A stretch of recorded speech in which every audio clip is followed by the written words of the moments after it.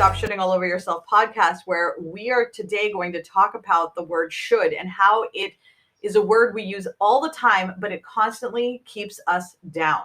I don't like the word should. Let's just start with that. I don't like the word should, but I wasn't always like this. I'd actually used the word constantly, frequently even. It's a big word, the word should. It's full of meaning. And when I say the word should, it usually means that I know what the right way is to do something. And I'm dictating to myself or others to remind us all about the things that we aren't doing that we should be doing. It's a word that is loaded with judgment and righteousness. And even when it's used with the best of intentions, rarely has it ever been used to reinforce somebody's self-esteem or boost someone's confidence. So why do we keep using it on ourselves and with others? And what can we do instead? Today's podcast, we're going to talk all about that. Why do we use it? Why does it have such an impact on us? How does it keep us down? And what are our alternatives to using this dreaded word should? So let's start with talking about shitting myself. Okay, so we'll start with shitting myself before I talk about shitting on other people. This word pops up surprisingly often in my day-to-day.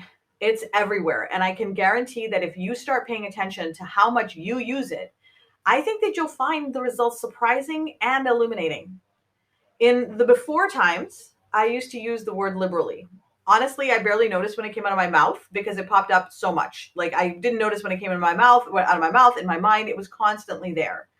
And I can't remember exactly why I started to pay attention to using the word. I know that it was around 2018, and I had just returned to my mindfulness and meditation practices. I'd go out to the cemetery and sit and meditate for an hour, and I was becoming super aware of the things that triggered my anxiety. At some point, I know there was an event that made me look at the word should specifically. Like I was like, all right, I need to be looking at this word, but whatever it is lost to the annals of time now. So I don't actually remember. But I do know that when I started to become more mindful about how I was talking to myself a few years ago, I noticed that every day I was telling myself stories like, I should go live more so that I can sell more courses, products, or whatever it was that I was selling at the time. I should work on my website, make the graphics, fix the text, take care of the landing page, things like that. I should go to the gym and work out lest I die. I should call somebody, right? Like your sister, your brother, your friend, whoever. I should be calling or responding to somebody for something. My day was full of things that I should be doing. And I discovered that sometimes, even when I was doing something that I should be doing, I was in my mind doubting myself and thinking that I should be doing something else. Like my mind would be halfway on something else, wondering if that's what I should be doing, or if maybe I should do that next, or I need to do this faster so that I can get to that next thing. I was constantly living in the future or in the I should have done this alternate universe. And several times a day, I also noticed myself getting a jolt of anxiety. Like I was just feeling anxious and not unstable, but insecure, a little bit uneasy, right? Uneasy. And every time I said or thought the word should, it would be like a pang, like a, psst, like you get that feeling of anxiety that would come in. Now, here's the thing. When I said these things, I wasn't trying to make myself feel like shit. I was actually trying to motivate myself to take action, right?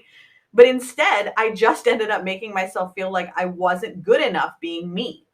I wasn't choosing the right things to do. My prioritization was inadequate. And there were still so many things on my list that should be done. And there was still so much for me to do to be enough, which means that there's still more to do before I can rest, which means that I need to keep going, keep hustling, keep trudging along so that I could do all the things that I should be doing so I would be good enough to finally take a break and breathe.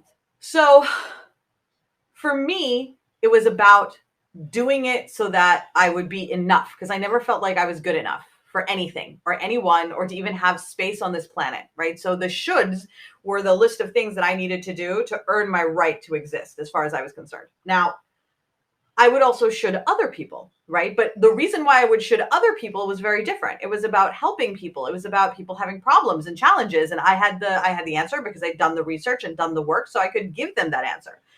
So I wasn't just shitting all over myself. I was shitting on other people too.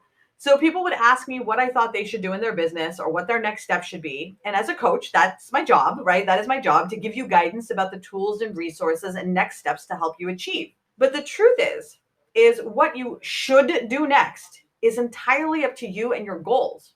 For example, someone once asked me in an event what they should do to find more customers. It was a small business that had just started out, like literally just started. And when I told them, they looked disappointed with my answer, right? Because I told them that they needed to go to local events and get to know people in their community and start to make one-to-one connections in, craft fairs and networking events and meetups and things like that. And they looked disappointed. So I asked them about it. I said, well, you seem surprised, or like that wasn't the answer that you were looking for. And they said, well, I already know so many people in my community. Like I've actually been around in this community forever. I know, like I really know a lot of people already, and that I really just need the people that I already know to know about my business, right? So the one-to-one didn't work as well for them. I mean, they were already doing it, but at that point they were looking for the next step, not that first step, the next step. So when they told me that now they're trying to reinforce their relationship with people, not create the relationships, I was like, oh, well, in that case, you need to do ads because you already have a huge network. You already built your warm market. Now you want them to know that you have started this business. This is a great opportunity for you to use ads. So knowing more information changed my answer, right? Because they already had the market penetration for who they were. They were reactivating people they already knew. But absent that information, this person, so let's say that person had never told me this, right? Then they would have gone on and done what I said, meeting people one-to-one, which is just re-meeting people that you've already met. And it wouldn't have worked as well for them as ads because they were already at a next level of their business where they were ready for ads. Even though they had just started, they were already ready for it. Was I wrong in telling them to go make the one-to-one connections? No, it's actually a very strong, powerful way to create an audience for your business. But for this particular person, it was the incorrect answer, right? But I said that they should do this. My answer changed within 5 minutes based off of one piece of information. I told them what they should do, and they were going to walk away with that information disappointed, and they would try what I said. But did I give them the best advice initially? I did not, because I didn't have all the information. The same thing is true for a lot of people. There are tried and true techniques that work, but somebody has to take that information, percolate it through your business and your life, and come up with a customized solution. That person can be a coach that you work with long term who knows you and what your goals are, or it can be you. Like you can do that percolating on your own. But it's rarely going to be a random meme on the internet or a doctrine determined by somebody years and years before you were born. That is something that is really important to keep in mind. Our choices are individual and they're based off of our life experience and our life framework, regardless of whether the choice is how to sell more broomsticks or whether to go on a second date with somebody. I realized at some point that when I told people what they should or should not be doing out of context, I was essentially robbing them of their own agency and assuming that I knew what was best for them more than they did. That doesn't mean that my guidance or experience is useless. It's actually not, and it has a lot of value and it can help transform your life. But you are the only person who can decide or who gets to decide how that happens and how that's going to work for you. And I don't get to judge you for that choice because it's not my life. Nobody gets to judge you for that choice because it's not my life. And that actually is my big problem with the word should, is the judgment aspect. Because the Oxford Dictionary defines should as it's used to indicate obligation, duty, or correctness, typically when criticizing someone's actions. Think about that. The word itself is defined as a criticism of action. So when you say something like, I really should clean my house, you're criticizing yourself. You're making a judgment that you're gross. You're making judgment on what is correct, a clean house, and ultimately you feel shame because you're not meeting your obligations as a human being to keep a clean house. You're disgusting, right? You might say something to yourself like, I should have said yes to that invitation to lunch, because it is correct and appropriate when someone invites you out to lunch to say yes, because it's rude to say no, regardless of whether you are chronically ill, whether you have other engagements, whether you've just spent an entire month working through some sort of trauma or building your business. It doesn't matter. If you have been invited somewhere, you should go. And if you don't go, you're being rude, right? You can judge yourself for that, for being rude. I should go to more work events. I should wake up earlier, right? We should ourselves so much about so many things. And none of them take our actual frameworks into consideration. If we're making a blanket statement that says when someone invites you to something or if there is a work event, you have to go, it is not taking your life framework into consideration at all. A really great example of this, which now that I think about this, this may actually have been the first time actually that I thought about the shoulding. And it was when Alex and I decided to turn our dining room into an office. So we had a dining table in there, as one does, because we had a like a colonial house that had a dining room attached to the kitchen, and the kitchen was an eat-in kitchen. So you know how it is. You have the dining room, the kitchen eat-in area, and then you have your official dining room, and then you have your TV room. In some of the even older Victorian houses, you have your formal dining and your formal drawing room, right? There's a lot of stuff. There's a lot of rooms that we don't use anymore that exist, but that have a purpose, right? So all I could think of when we got rid of the dining table and put it in the kitchen and then put our desks in the room that was the dining room was I could think about my mom and how she like had our perfect little drawing room and whatever. And I thought to myself, my God, my mother would roll over in her grave if she knew that I was turning my dining room into an office. And I swear to God, I am not even messing with you here. I heard her voice in my mind. She came to me and said, I don't care whether your dining room is a dining room or a sex dungeon. I just want you to be happy. She said this to me, kid you not, into my brain, into my mind brain, right? And it really made me wonder because I knew this was her. I knew she came in and said that. I knew this was her, and I knew she was giving me permission to do this and that I could let go of that belief. But it made me wonder, who says that a dining room has to be a dining room? Do we even live in a world where that's necessary anymore? Maybe some people do, but do I? Do I live in a world where that's necessary anymore? Kind of like that formal living room from earlier. Who has that anymore, right? Now, when I was growing up in the old days, we had a formal drawing room, and we even had the plastic, you had the plastic on the sofas to make sure that like it doesn't get all messy. That was when I was younger. We eventually got rid of the plastic, but because kids, it happens, right? But like, we had a formal drawing room, and when people would come, we'd put the little tea service that would come out, and it was so formal, right? Like I don't remember the last time I did a tea service, right? It is not needed anymore. But sure, some houses still have them and use them, but for the most part, none of us have a special room that we use to entertain guests. In fact, I doubt most of us have guests often enough to where we need a formal drawing room for this purpose. These rooms had utility once, but they are no longer necessary. And the same is true for a lot of things that we should ourselves about. These ideas actually had value once. Nobody just came up with these ideas spontaneously and said, I have a really shitty idea that I'm going to make everybody do. These had value at one point, but do they have a place in your life anymore is the question, right?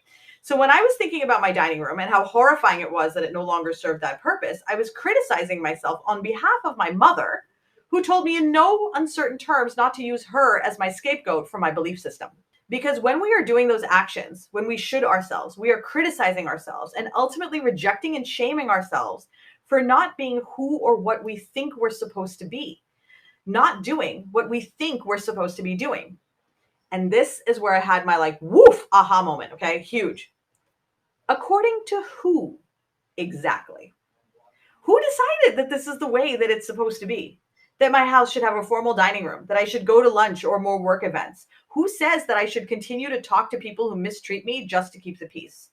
The idea of what we should do had to come from somewhere, regardless of whether it was in business or in life. And it fascinated me. So I really started to pay attention about when I said I should do something. And I did a little more exploration in that moment to be like, oh, okay, like, all right, why am I shitting myself on this? Is this something that I want to be doing? So let's use the going out to an event as an example. Okay, this is so I get nervous. I have such bad social anxiety. I have things that I need to do to prepare myself. Now, there was an event that happened recently, the South Shore Conference for Women that I attended, and I wanted to wear my Maleficent horns. We were supposed to wear something purple. I had purple Maleficent horns. They're amazing. Some of you have already seen them, and I really wanted to wear them, but I was nervous because this was a professional event. It's not Comic-Con. No one's dressing up as Captain America or Eleven, right? And there's a way that we are expected to show up at professional events. There's clothing that's acceptable, makeup, behavior. I'm not sure there's like an actual book out there that says this is acceptable, but we all know all the rules. So like there's no book that says these are all the rules for what you have to do in your professional setting, but we all know what they are, right? And so do you. I know them, you know them. And they were imparted on us by our parents, our teachers, bosses, and colleagues over the years, sitcoms and dramas, social media, books on etiquette, countless articles on professional decorum. We all know how we're supposed to show up at conferences. But that's not how I wanted to show up, right? That's not who I am.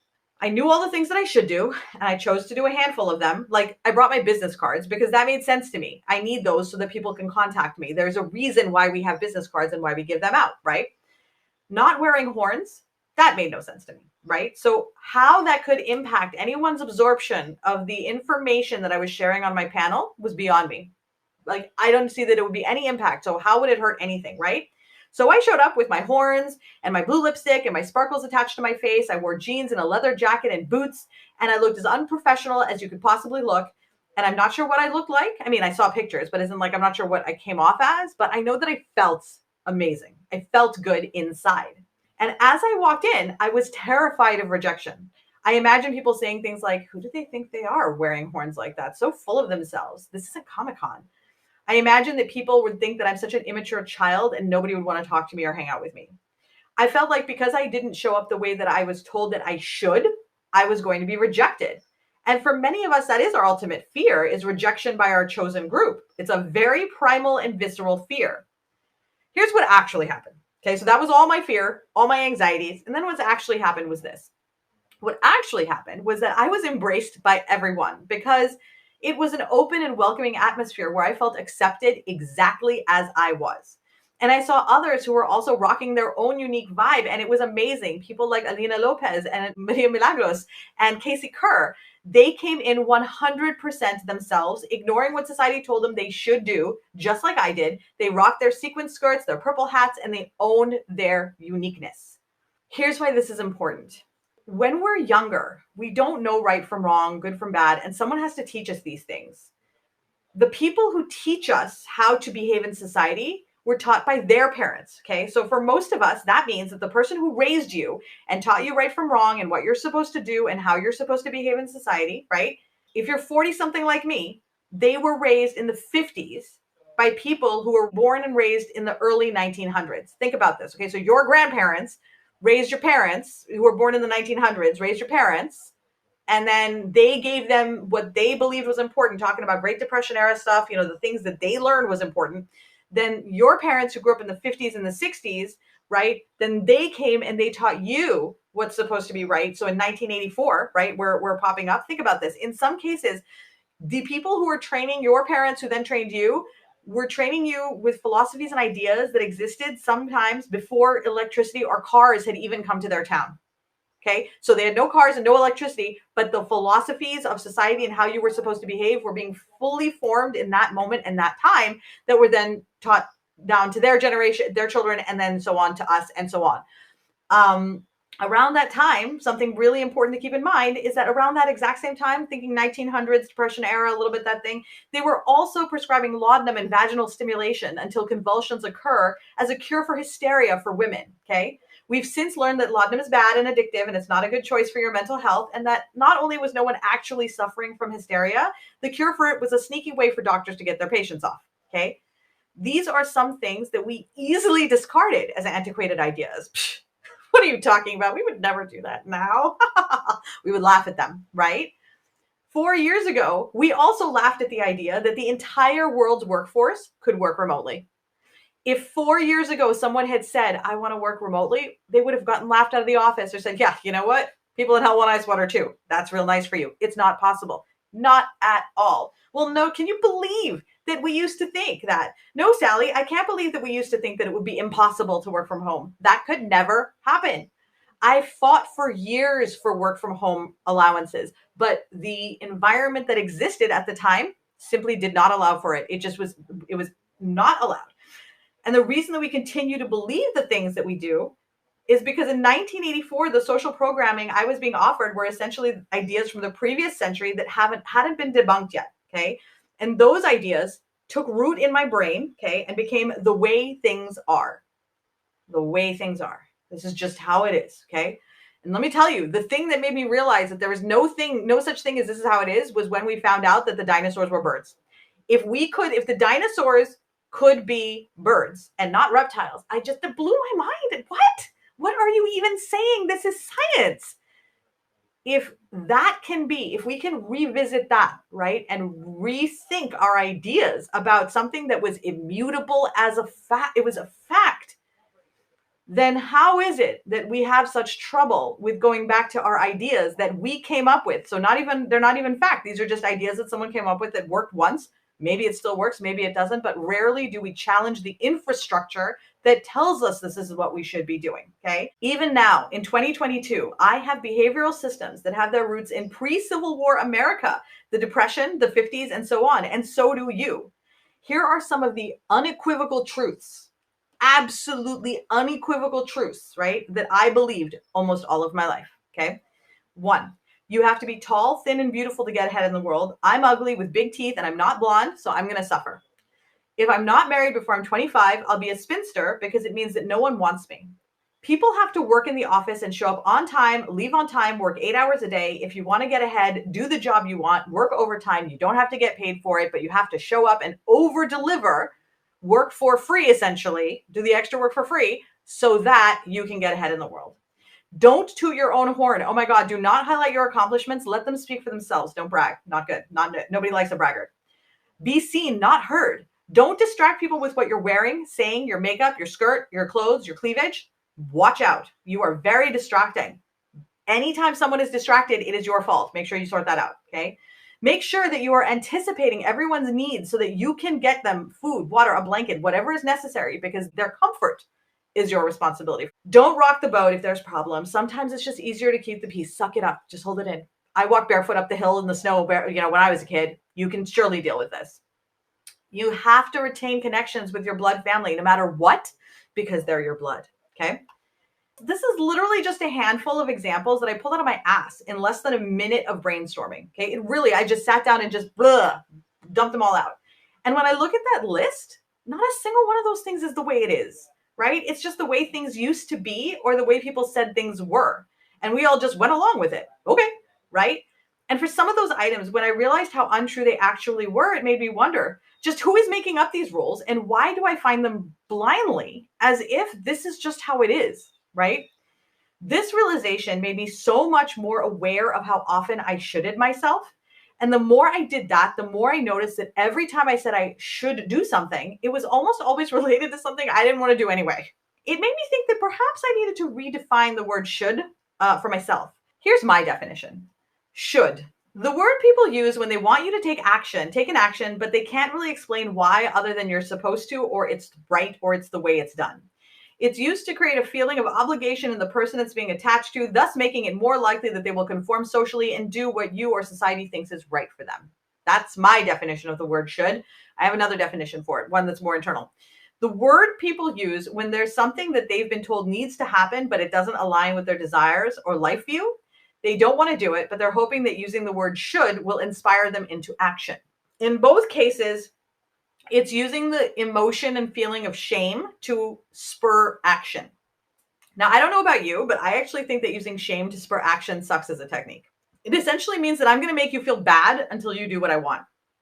Either you do it to yourself or someone else is going to do it to you, right? So like a lot of the things that we should ourselves over are things that we were told when we were younger we were supposed to do. But all the people who told us these things are either dead or gone, or we don't know where they are, or it's just like, they're not super relevant. Obviously our parents might be, but a lot of the other areas that we got our guidance from, they're just not relevant in our lives anymore, but we've taken those lessons. So the people who gave us those ideas are gone, but we keep echoing their lessons in our head. So now they're just lessons echoed from years in the past of things that we think are the rules for society or the way things are supposed to be. So either you're doing it to you or someone else is doing it to you, or you're doing it to someone else, right?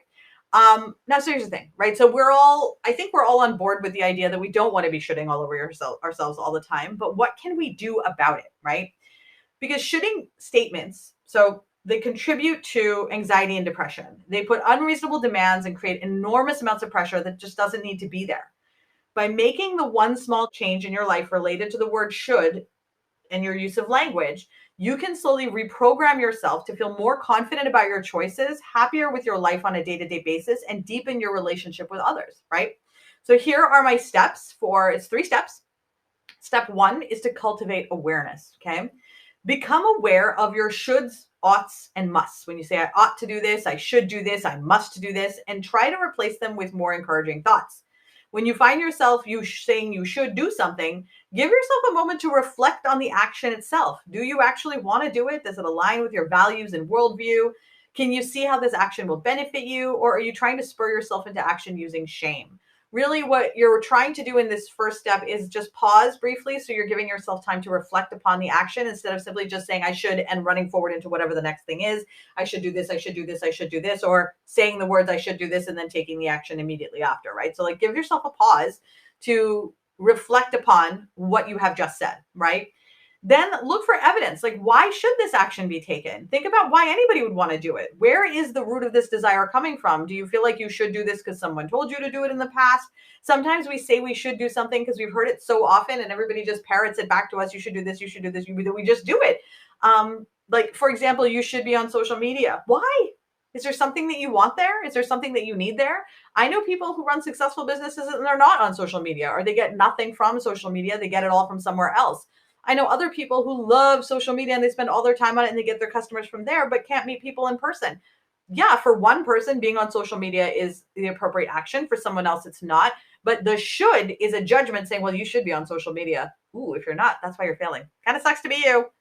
That therein is the lesson, right? In that when somebody says that, because that's usually how it pops up. You're like, oh, I don't know what I should do in my business. Well, are you online? Do you have a website? Do you have an email list? Oh, well, you should have an email list, right? Oh, there's the should again, right? There's the shoulding. So the first is you're looking for evidence, right? You're trying to break that down into its component parts and really identify where it's actually coming from, right? And also where is the resistance coming from?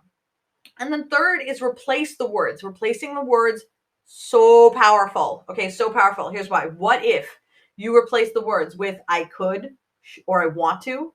For example, I could say I should go into the office, right? What if I change it to say I want to go into the office? Well, no, I don't. Do I really? Do I really want to go into the office? No, I don't, right? So when I say I should go into the office, what I'm really saying is I should go into the office, but I don't want to, so I'm not going to. But I'm going to feel really guilty about the fact that I haven't gone into the office, and guilt will be the price that I pay for not doing the thing that I should do, right? You don't have to pay the price of guilt for not doing something that you should do. Just don't do it and forget about it, right? What if I change it to I want to go to the office? Well, you realize in that moment, I don't want to do that thing, right? So it's really hard to judge yourself when you're like, I don't want to, right? Now it's a choice. Now, instead of it being like you should do something and because you're just so weak and victimized, you're unable to do it, you are basically acknowledging, I don't want to do this. And I'm going to take a powerful action not to do something that I don't want to do, right? So now you've taken something that it was first as an indication of your weakness and inability to conform and turned it into your superpower and your strength, right? So my next step, so the really good indicator is if you want to do it in the first place. So the next thing is why should I, right? Why should I do this? So here's some other things, right? Instead of saying I should eat healthy, right? My goal is to eat healthy as much as possible, right? That's something that is a true statement the moment you make it. You know what that goal is. You're not judging yourself. You just stated your goal. I want to go live for my podcast. That's totally true. There was a long time where I was like, I should go live to my podcast. And you know what? Every time I thought that, I didn't go live because I felt like, oh, such an obligation. But today was totally different because today I wanted to go live for my podcast. I have been looking forward to going live for my podcast. Something has changed. I no longer feel like this is an obligation for something that I need to do to grow my business so people will pay me money. I am now doing this because I want to share ideas that will make people's lives better, that will help people enjoy life more, that will create joy and happiness, right? So for me, that excites me and ignites me and makes me want to go live, right? Not I should go live so that I can find more people. That's very different in terms of my perspective in that moment and how I feel. I should be on time for an appointment. I can be on time for that appointment, right? Empowering language, right? Language that makes you feel like you're a badass. That is really important because now you are starting yourself off from a position of strength rather than starting yourself off from a position of weakness, right? I don't need to use the word should. I shouldn't use the word should, right? Nah, that's not good. I don't need to use the word should. I can replace it. I started this podcast because I'm so over people telling other people how to behave, act, feel, or show up. I'm tired of the stories that tell us that we need to be ashamed of our choices if they don't match up to cultural or societal expectations and change how we present ourselves to fit the way things are supposed to be. We all get this one life, and I believe that we are here to feel and share joys with others. I want people to wake up in love with their lives, and I believe that the best way to do that is to release ourselves of shame and experience life to the fullest. And that isn't possible if we're constantly worried about not being enough or letting someone down based on an arbitrary set of rules that someone made up 100 years ago. I've always felt this. I have felt this for a long time. And when I was younger, it came out as a bit petulant and bratty because I didn't really understand the infrastructure that said you can't wear jeans to work. But my studies in the last 5 years taught me that it's the infrastructure itself that needs to be challenged. That it's not those of us who want to do things differently that are the problem. Whether you want to do things the same or you want to do things differently, it's all fine. Neither one is a problem. And I've truly made it my life's mission to shed the shame. Whether it's the shame of being neurodivergent, which was shameful back in the 80s, people would make so much fun of you, the shame of not being brown enough or white enough, the shame of talking like a teenager at 46 with my dudes in a briefs, the shame of gender or of being trans, which some people still think is shameful, right? I don't think it's shameful, but people will make you feel that way, right? And I'm done with it. I am so done with people telling me what I should or should not be ashamed of, embarrassed about, or how I should and should not show up. No one else has to live my life but me, right? I'm over all of it, not just for me, but for you as well. I am not okay with the status quo of conformity. I used to think that if I did everything the right way, the way that was all checked off my list, right, that I would be happy and I would feel like I was enough. And I would finally be able to just take a breath and be like, oh my God, I can stop moving. I can stop working. I can stop doing. I can stop trying to prove myself. But the deck was stacked and you will never be enough for some people. It is so important to know that for some people, you will never be enough, no matter how many boxes you check off. And there will always be someone out there who is just ready to judge you, even if you've done everything right. With that knowledge, it just made more sense to do something that I knew was right for me, right? That I knew that I could win at, which is being me. I can win at being me. I can be right at being me because I know what that is, right? I understand that. And I knew I would be enough if I was the one deciding the benchmarks. And that's what all of my podcasts are about. They're about sharing different ways to look at benchmarks and frameworks so that you can decide for yourself what you want to do, what you can do, what you will do. And you can leave your shoulds in a box to the left that someone can take to the trash. To the left, everything you own in a box to the left. That is totally out of key. What is it? What is it after that? She goes, oh my God, that's such a good song, but I can't remember it. Oh, I used to listen to it all the time. Okay, moving on. Oh, that's the end. Thank you so much for joining me on the Stop Shitting All Over Yourself podcast today and seizing another opportunity to create joy in your life. If this resonated with you and you are looking for more concrete ways to support to help you shed the shame, I want to invite you over to the community. Join us. You'll join a group of people who are designing and crafting a life of joy that works for them, and you can keep your own work going in that community. I hope to see you there. Join me at Manessa.com. Look at that. I don't know what this is.